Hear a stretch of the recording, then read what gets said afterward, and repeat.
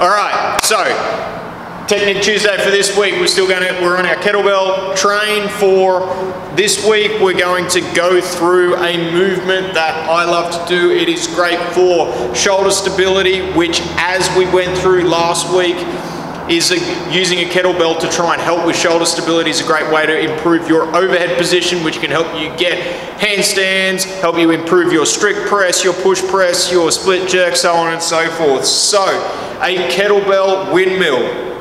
When you start, obviously you only need one kettlebell, which is what I've got here. The way we're going to start off, like we did with our overhead walks, we're just going to clean up and then we're going to push overhead. Same deal as when we do our overhead walks. We want to maintain that tension up through those shoulders, and we want to maintain a nice straight arm pressing up. From there, what I'm going to do, I'm just going to set my feet a little bit wider than shoulder width. Okay, you may need to, depending on the flexibility throughout your hamstrings and your legs, some of you may need to go a little bit wider, but if I can, I want to keep those toes pointed relatively forward.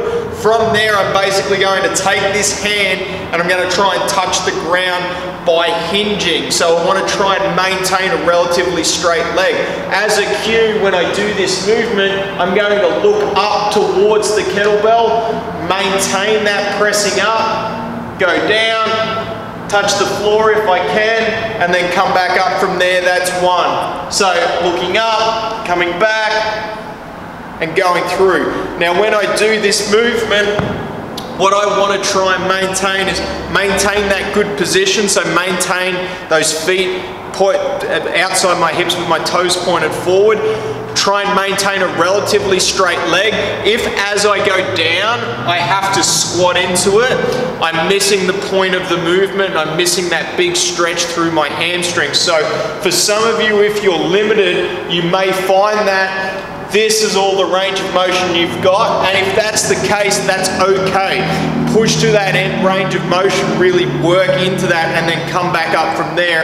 And as you move through it, and as you do more of it, try and increase that range of motion as you go.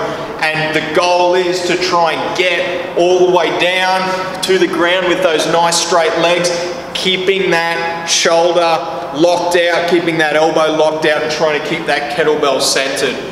For these, this is a movement that I'm doing at least 3, 4, 5 times a week. If you go light enough, it's not going to beat you up. The idea is not to go super heavy with it, and you're going to do, 3 sets of 5 to 8 reps each side when you do it. Really great shoulder stability exercise. Going to give those hamstrings a big stretch out too, as well as work that core. So add that one into your training. Let us know how you go. Thanks.